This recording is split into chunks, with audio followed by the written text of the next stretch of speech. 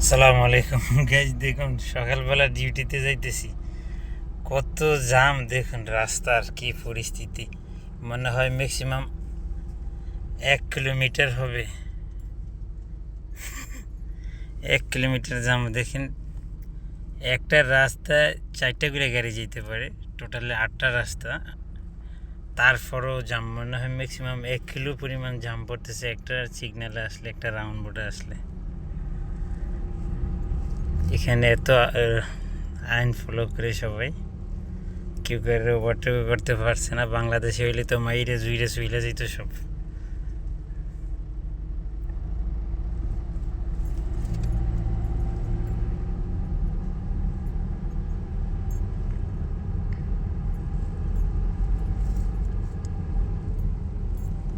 maximum